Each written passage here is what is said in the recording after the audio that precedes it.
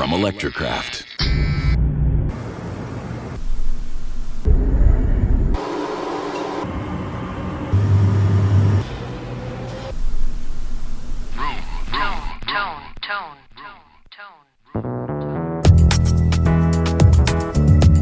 Welcome to Room Tone. My name is William Garrett.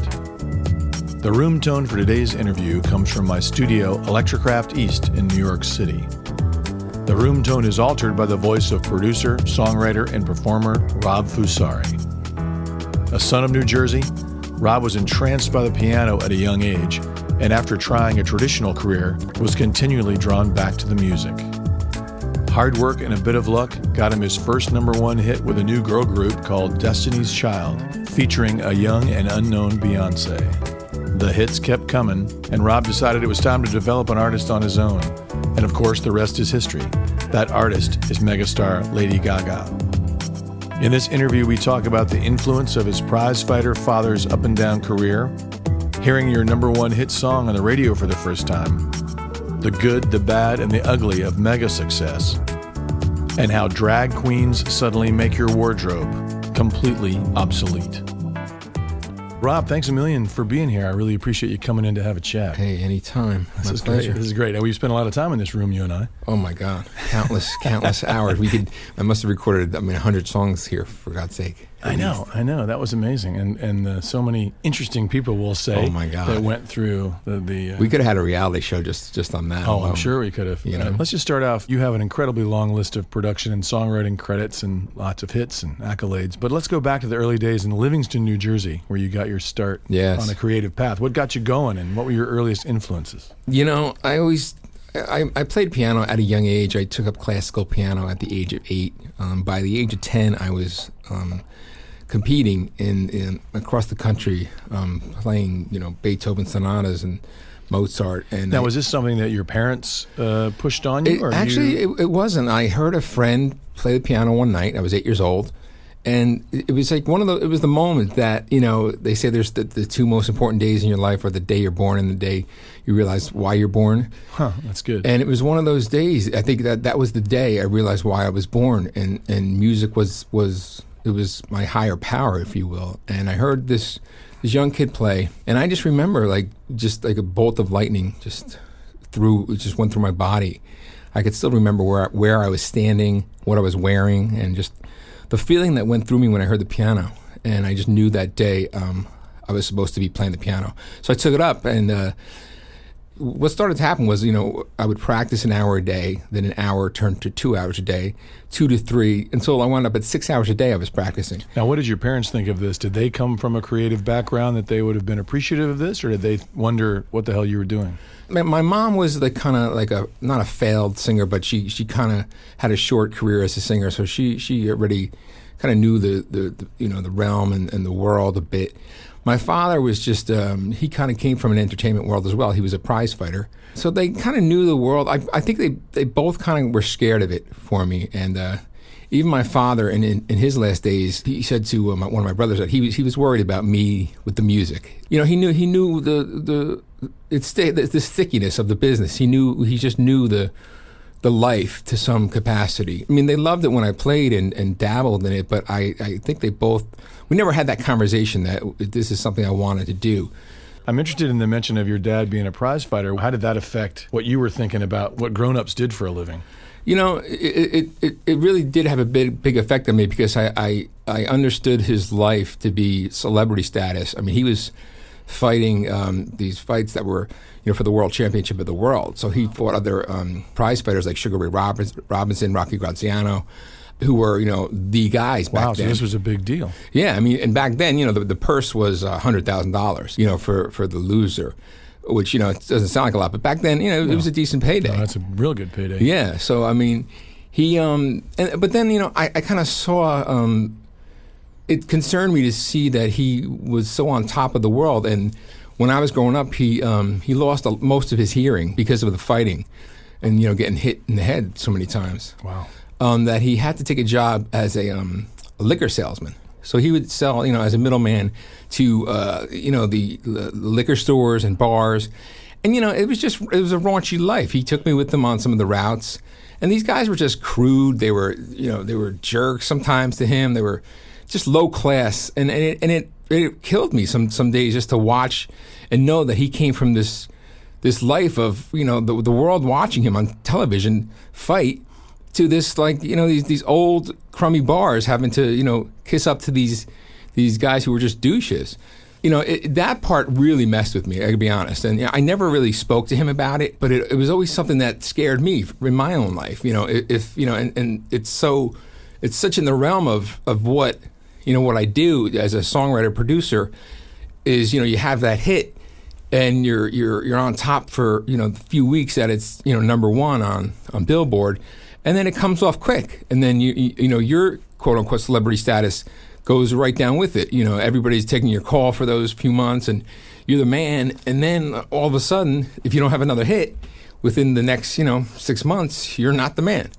And those same people who were your best friends, they're not even calling you back. Right. No, it's the up and down nature of our business, but it's amazing how that relates to what your dad went through.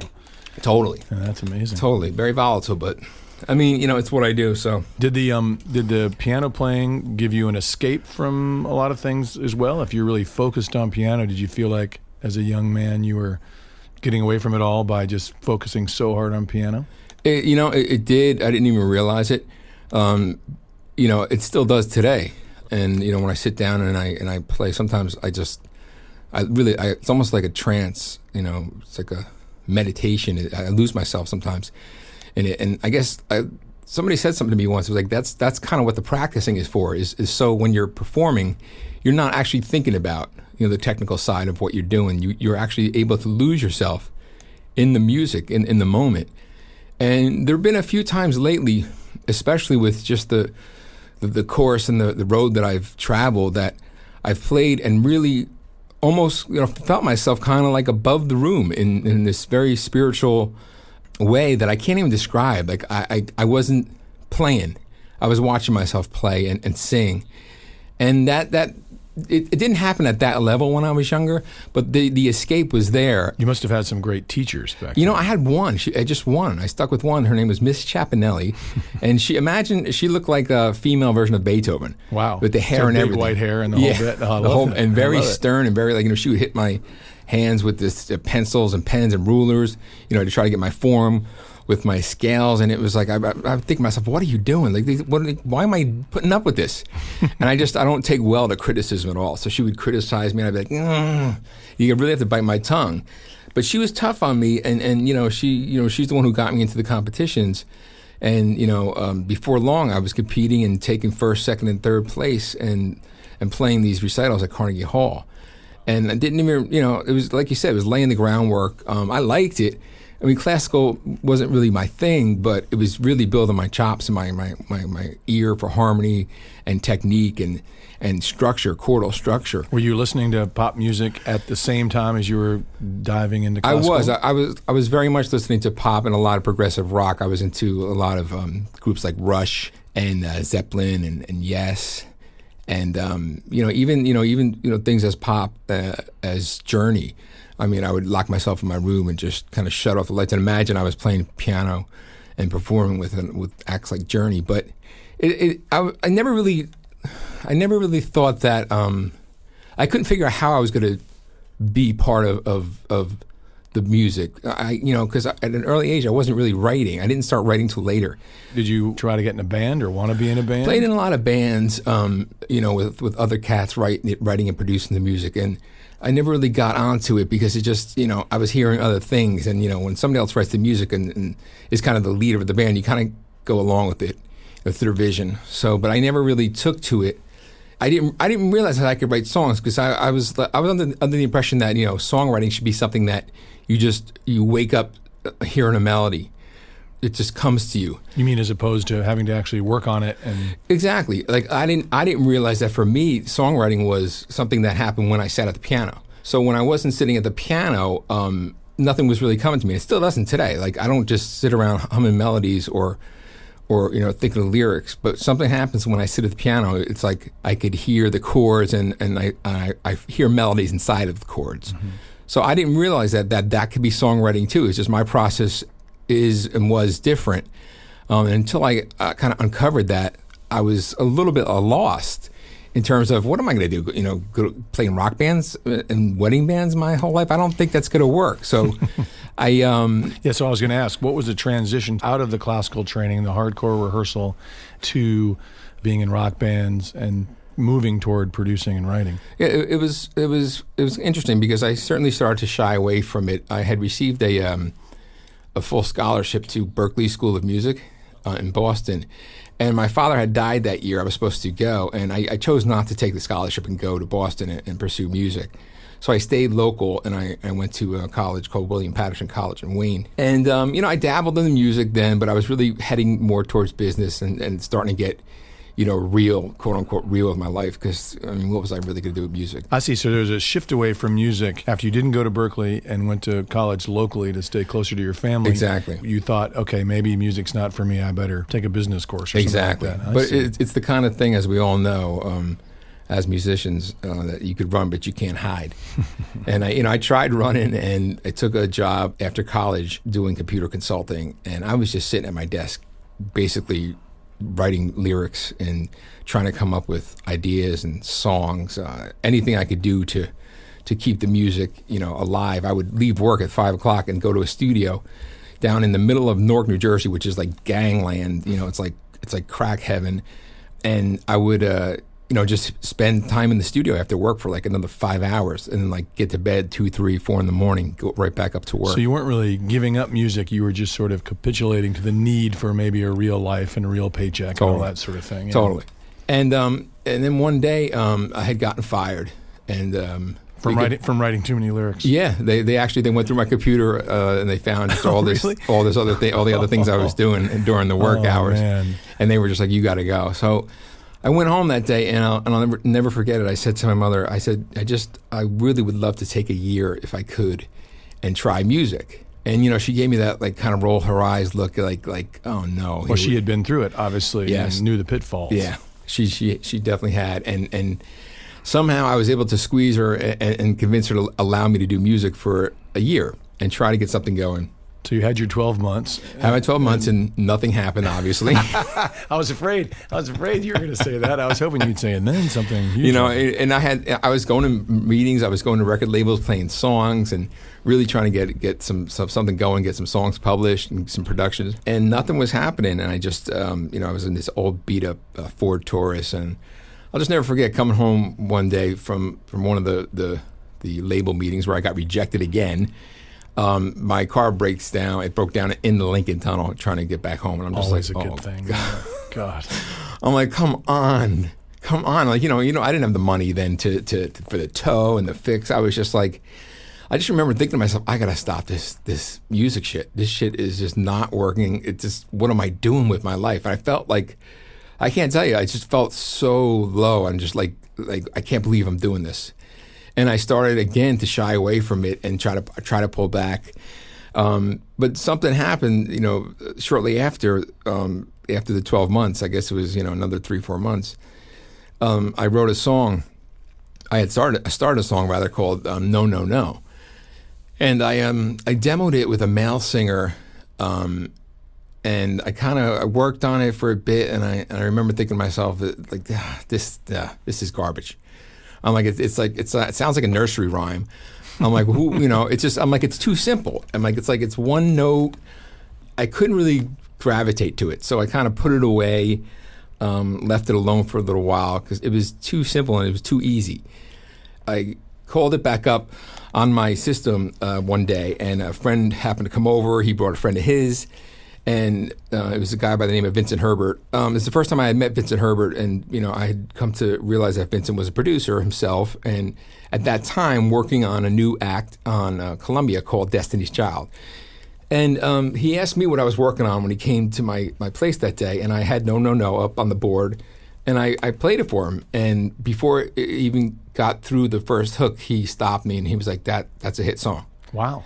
And he's like, "Can I get a copy of it? I would love to play it for this new group that I'm working on called Destiny's Child. And he told me a little bit about the girls, and I was like, I'm sure. I mean, what do I got to lose? I was going to say, you probably didn't have much faith at that point that anything would happen, right? Nothing. So I'm like, sure, just take a copy. I'm like, not thinking that I'll ever hear from him again. Right. But anyway, he calls me that same night, and he says, we're recording the song on the girls. And he said, in addition to that, it's going to be their first single. Man. And I'm just like, are you sure? Like, I mean, I'm still skeptical at this point, but hours later, he shows up at my my doorstep with 4 DA88 machines, which were the Tascam machines back in the day. I do remember. Remember those? I've still got 2 in my basement. Do you really? Yeah, I do. And they were bulky. He just dropped them off. He said, track it. So I started tracking the instrumentation to No, No, No. Anyway, somehow I got it tracked, and the next night he invited me into a studio in New York called Junk King, which I don't know if that's still, is it still there? It's not still there, but I did a lot of work there back in the day. Great It's place. a great place. Really cool place.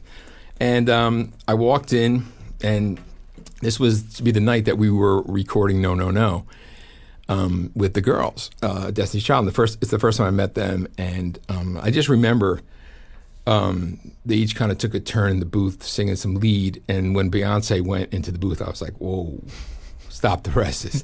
I mean, all the girls had a vibe, don't get me wrong. They all had this thing, but there was something about when she sat on that track, and her vocal, her tone, and the way her timing was, it was just like, it was a marriage. When she sang the song, did it raise the impression you had in your mind of it being a better song? I actually started to like it.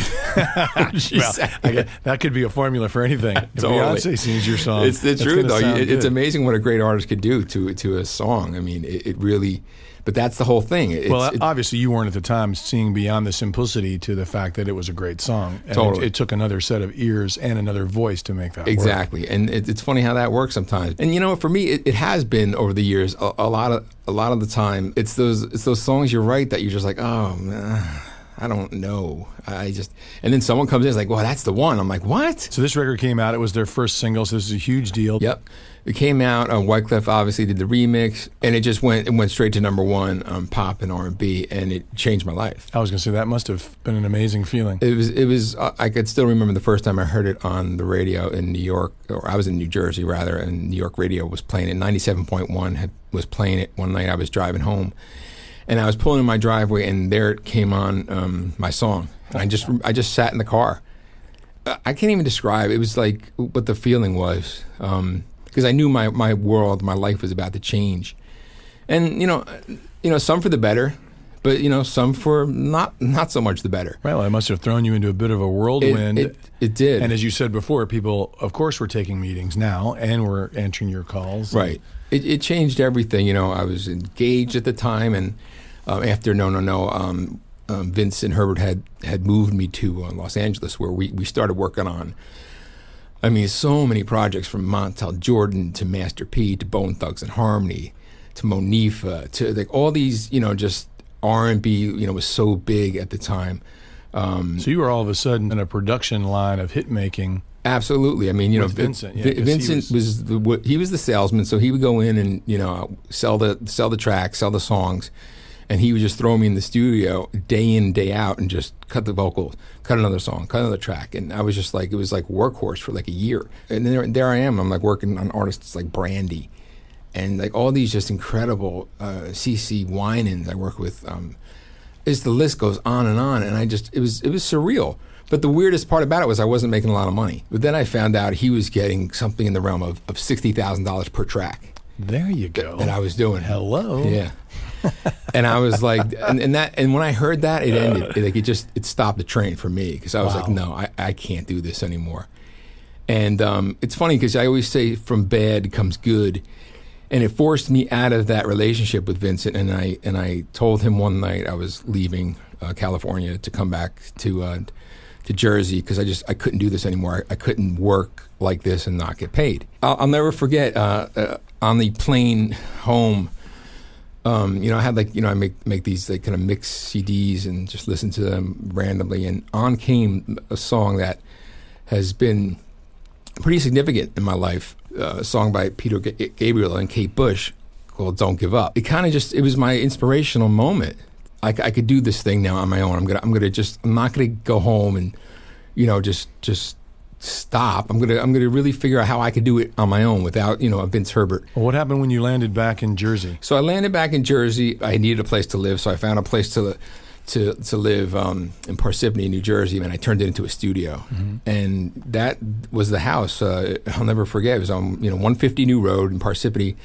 And that house, breeded a lot of hit songs. I was going to say, is there a plaque there now? There should be a plaque. I know. We should talk to Parsippany about putting a little plaque It's there. funny because after Gaga, there were people coming there, like knocking on the door. He rents it to somebody else now, and it's not a studio. People were actually showing up there, like wanting to see the studio and the house that we recorded, a lot of the Fame, the Gaga record at. Vincent Herbert had been sort of your connector. He had gotten you into the meetings and gotten the songs places. Were you able to make those kind of relationships for yourself when you got back to I Jersey? did make a few key ones, and one of them actually turned out to be very instrumental, and that was I had met Will Smith's one of his managers, a guy by the name of Omar Rambert.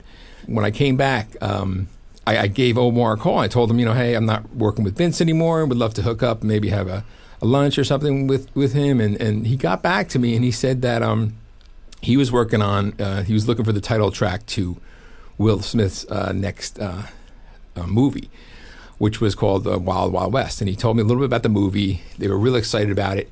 So he's like, if you have anything or you want to try to put something together, please, send it to me. So I did. I went into the lab and I put together a couple key ideas that I thought would be applicable for Will Smith. And one of them turned out to be the I Wish Stevie Wonder sample that we turned into the Wild Wild West title track. So it was my first record that I had produced by myself, and it started and made the connection yourself, and really the whole process yourself. Right, and I got to tell you, it felt great. I'm not gonna lie. I didn't believe Wild Wild West was a hit when I did it. I'll never forget my disappointment. Again, it was like, no. But but needless to say, we finished the record, and Will Smith had a test at that time where he would call his wife into the studio after the record was finished, Jada, and she would be the last soldier online to say yes or no. So she was sort of the thumbs up or thumbs down. Exactly. Oh gosh, that must have been nerve-wracking. Oh my God, because if she gave the thumbs down, the record died. Yeah. And halfway through the record, she got up off the couch and started dancing. I'm like, yes. Brilliant. I'm like, we got it. But obviously I was still skeptical. But the record did very well. They pushed the hell out of it. They put a lot of money behind it, and obviously, Stevie Wonder, that sample was obviously huge to begin with. So how could you really fuck that up? You know what I mean? That starts a whole other discussion about what you choose to sample. Right. Now, at this point, you've progressed from writing songs for other people at someone else's direction, then moving into a situation where you're actually producing, running the session. Now you move into more artist development and you start looking for new talent. Tell me about that process. I know this is the process that led to Lady Gaga, and also when you see somebody, what are the determining factors in terms of you wanting to work with them and you thinking they could be a star? It's a good question. What happened was I had worked on the Survivor album with Destiny's Child. I had a single off of that called Bootylicious. And I love that song. Oh, thank you. Well, all of them, of course, but that one's. I just love the title. And I was it's like hearing it out loud. Right. Yes. I love that. And I was slated to have I think it was the third or fourth single off the record, and it was a song called Happy Face. And weeks before the record was to be released as a single, and there's a huge campaign behind it. We had the 9/11 tragedy here in New York City, with the Trade Center. And at that point, the record company was not choosing to release a song called Happy Face. Oh, gosh. So they kind of canned it, and then the rest of the album died from there.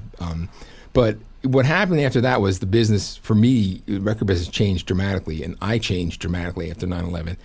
It was just like everything changed. And I had to change with it. I didn't want to just do these one-offs, these songs for artists, and I decided that I wanted to try to find and develop an artist, something where I could sink my teeth into more, and I could be more involved creatively, because I never realized it, but I am a performer. Just my performance was coming out in a different way. I was able to give it to an artist more than me actually going on the stage at that time. I was really focused on this. I wanted to do this female Strokes thing. So you were looking for a female version of that lead singer in the Strokes. And I could just see it in my head. I could hear the music, and I could really, I had a really good grip on what I wanted it to sound like and feel like. And I started actually writing the music and doing the production while I waited to find the girl. So I held some auditions. I found a girl by the name of Lena Morgana, who was amazing, and she really was. She was it, but she was troubled, and she wound up killing herself. Oh, that's terrible. Oh yeah, I remember you told me that story. That's a terrible story. About a year into the project, wow. And so it kind of just threw me off the rails, as you could imagine. I'm sure you were probably really invested in her and in the project, and your whole creative soul. Yeah, and she became like family. She became like family to me, and. Right. I was just obviously the first thing I was so upset about is I couldn't help, and I didn't see it coming, and it's crazy. I mean there were signs, but I didn't really see it coming, so that hit me like a ton of bricks. But when I finally got back on the horse, I went back out looking again, and I came across this young lady by the name of Stephanie Germanata, and I remember meeting her for the first time at my studio, and she walked in, and I was just like, no, that's not it. Oh man, really? Yeah. I'm like, she just didn't have the right look. Like she looked a little more like Married to the Mob, meets American Apparel. Right. That's not a category you see often. Right. Exactly. But so it just I couldn't see it. She was a little overweight, and it was just like, but I obviously she had taken the bus out from New York, and she came to meet me. It was on her birthday, actually. So, wow. And nothing was really hitting me over the head. But the last half hour of the meeting, I had invited her into the control room and asked her to play me one of her songs on the piano. And she sat down and she started performing a song that she had written called Hollywood. And that's when it just like nothing I've ever seen before. I felt again like the same feeling of when I heard the piano for the first time. When she sat there, I was like, oh my God, like this is history. Like I'm watching history. I just knew it. And you asked me the questions, how do I know? It's almost like dating. It's almost like when you get that butterfly thing in your stomach, right? Where you want to go on the second date. It's like like you're falling in love. You just know it. And it was like that. Like I, after hearing that, everything changed for me. And her and I we were spending every second together, writing and developing her craft and her style. We set out, or I should say, I set out to do this very rock thing with her. And I just realized maybe like 4 or 5 months into it just wasn't working. I was going to say, what caused that shift? Because obviously the product that did so well was not of that genre. Yeah, it's funny because I had read an article in, I believe it was, I don't know if it was the Times or the Post one day, and it talked about how female artists just have such a tough time at rock radio. You could count the female artists who get played on rock radio on one hand. And the same article talked about how Timberland and Nelly Furtado had linked up, and they were doing this this kind of more urban-based dance world sound. So even Nelly Furtado, who was kind of more in the folky, I wouldn't say rock, but she had that folky kind of thing before. Now she was even going into this more electronic dance, urban-based sound. So after I read that, I had showed Stephanie the article, and she just kind of broke down when I brought it to her that I thought we should shift gears and move away from the rock thing. She got upset. She's like, you don't believe in the record, you don't believe in me anymore. Like you're losing faith. And I'm like, no, it's not that at all. I'm trying to hedge our bets here. I'm like, I mean, we're gonna have a tough time selling you as a rock artist because I'm like, I don't even think that you're living that life. I mean, I don't see you hanging out at the rock clubs. She wasn't hanging out and living the rock and roll girl life. So we're stretching here anyway. So. I started to, strip away things like the live drums and, some of the live elements that were living in there before on some of the early productions that I did with her. And I just went strictly to drum machine. And what I did was I changed the style which we started writing in. I would sit at an MPC, start a beat, and just have her mess around at the piano. So I get a beat going, program a beat, let it loop, and then she'd start playing, and then I would hear something in, a phrase she would do. I was like, oh, go back, play that again. So we started, taking these chunks, sound bites out of, the little things that she would play, the piano, and started building, tracks around those elements. So it could keep more of her feel in there in terms of the style, of the tracking of the musical bed. And then what we would do is we would lay down her part, and then I would kind of go from there and build a production on top of that. And then she would start writing lyrics, and I would join her, write lyrics, and finish writing songs. And we did a record called Beautiful Dirty Rich, which I mentioned earlier, that for some reason, and it's one of those records that I didn't realize it when it happened, but when we did it, it changed everything. It became her thing. That was the Gaga. So you found the sound with that song. That was the sound. That was the direction that set everything from it. That was the Gaga. Mm-hmm. That and even the name. Just everything just made more sense after that record. And it was I only needed that one record to go in to record labels and play. They didn't need to have to hear anything else. And we just went from meeting to meeting to meeting almost every record label in New York City.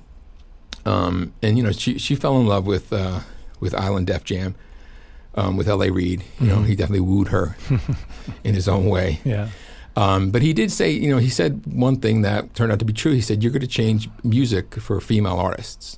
That's a big statement coming from L.A. It's a very big statement, especially from him. Yeah. Yeah. So it's a big statement, and he signed her pretty much on the spot. Wow. She did a big deal over there, and then he dropped her like 4 or 5 months later. He's like, "Yeah, I'm not interested anymore."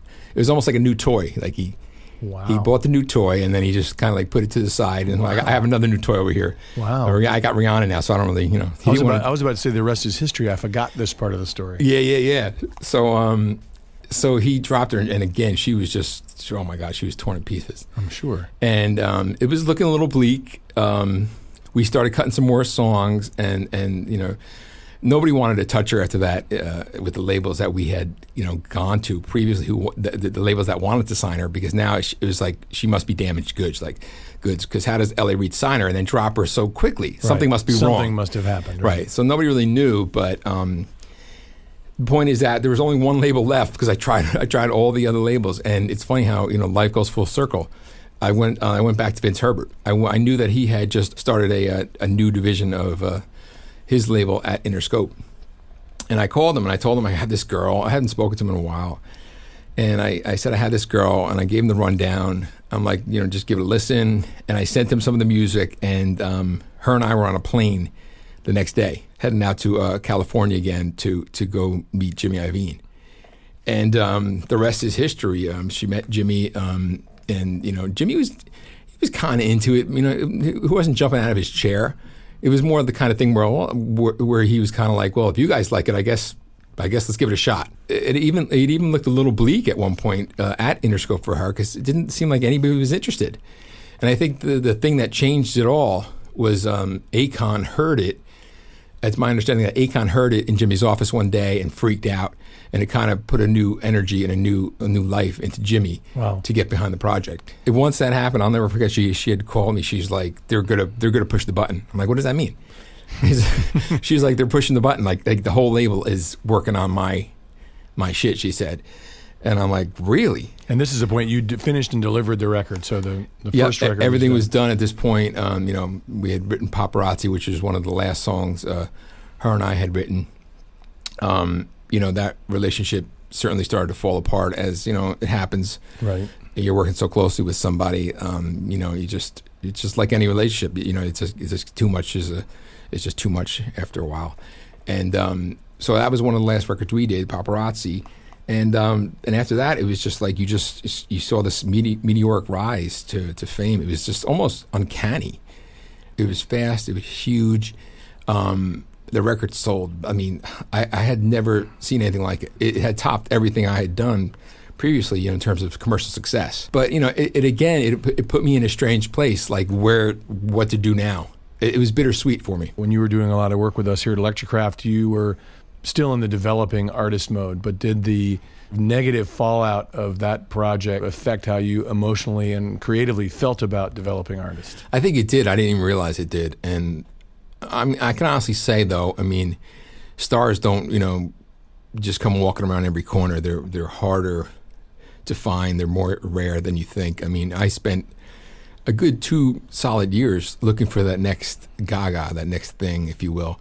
And you could attest to this. I mean, how many artists that came in here that I met at your studio, Will? And, most of them of a incredibly high caliber. I mean, really amazing. Oh, my God. Yeah, I mean, some really, really great artists. And I recorded a ton of stuff. But I couldn't latch on to anything. And I think, like you said, one of the reasons is I had the bittersweet kind of taste in my mouth about, the Gaga thing going sour, and so sour at that. It put a bit of a block.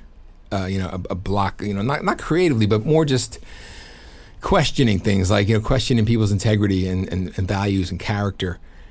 So I was never really able to flesh out what I felt would be someone that I felt comfortable, going into an LA Reid with and saying, hey, this is my next artist. I mean, because think about it, if you're going from Gaga, you gotta raise the bar after that. You can't even match it. Like I couldn't walk into any label with somebody that was just as good as her. It had to be better than her.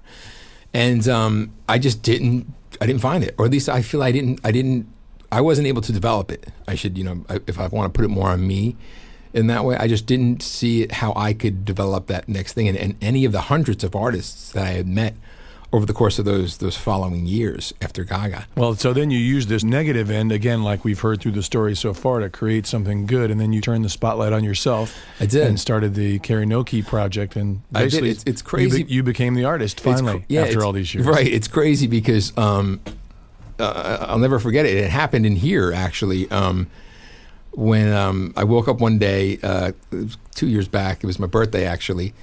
And I was really, I was not in a good place, like, musically. I just didn't want to do, I don't know, I was starting to move away. I was starting to actually, film some documentary stuff. I was exploring some different areas of taking myself out of music. And I woke up that morning unknowingly, and I wrote a song, just to write a song that morning. And I wanted to put a vocal down just to hear it the way I was hearing it in my head, because I knew that what I was hearing in my head was I couldn't get a demo singer. I didn't know anybody who had this. I was looking for like a Depeche Mode kind of Cure thing on it, Pet Shop Boys, and I just didn't know any male singers that could really do that. So I said to myself, I don't really care if it sounds terrible. And I came in here that night and I laid a vocal, and I remember coming back, and when I came back, I forget if it was Warren or one of the engineers that you had working here, and a couple other people were standing around listening to it. They were like, "This is incredible!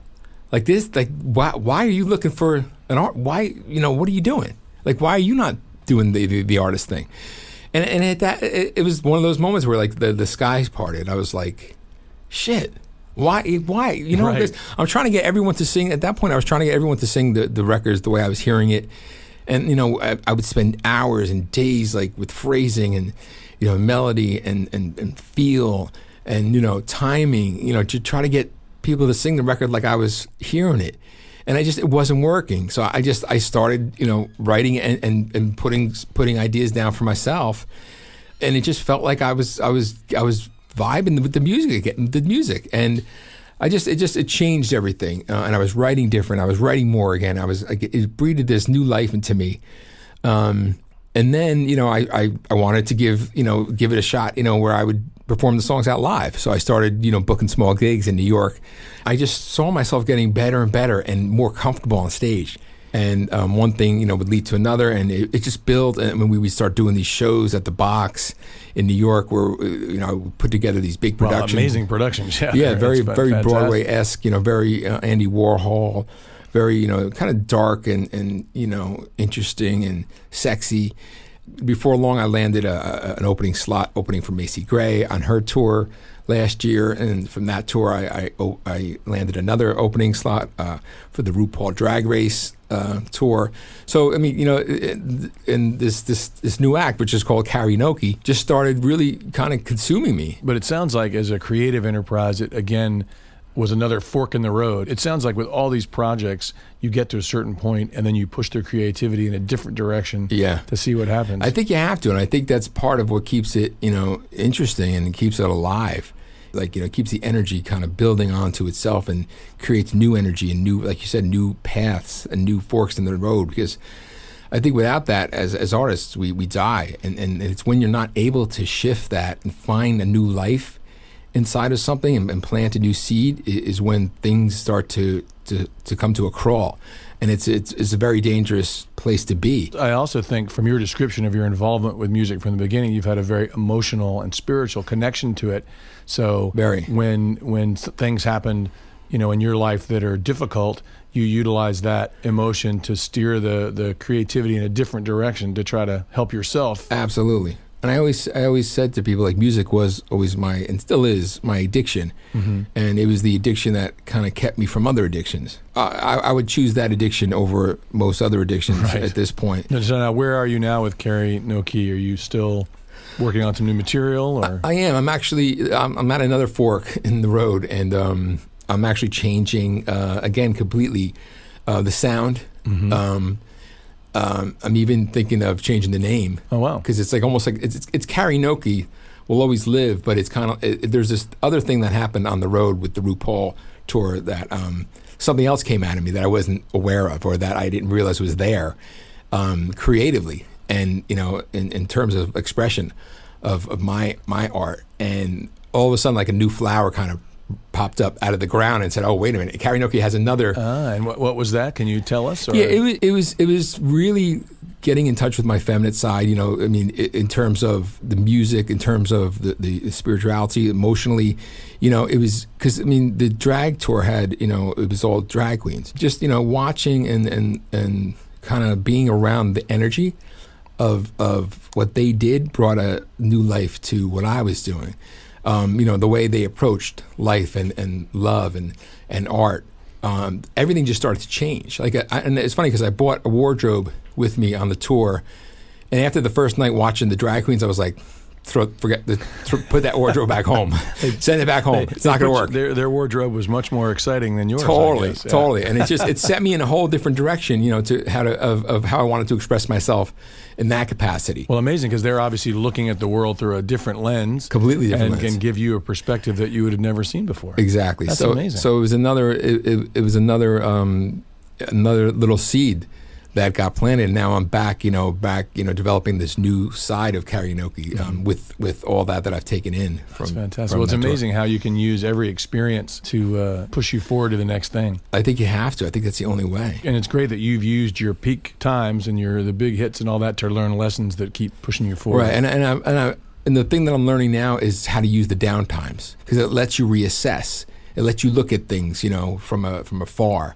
You can't always be doing something. Sometimes you got to stop to see it. Well, sometimes looking up from the bottom is just as important as looking down from the top. Absolutely. Well, thanks, Rob. This is great to have you in. Thanks for having me. And good luck with continued success, of Thanks, course. brother. Okay, man. Thank you. Bye. Bye. For more about Rob Fusari, go to robfusari.com or Google Rob Fusari, karaoke, Destiny's Child, Will Smith, or Lady Gaga. There's lots of cool stuff out there. For info, links, and more interviews, go to roomtoneradio.com. And make sure to check out Roomtone on iTunes and hit subscribe to get the latest interviews. Remember, a great conversation beats talking to yourself. See you next time.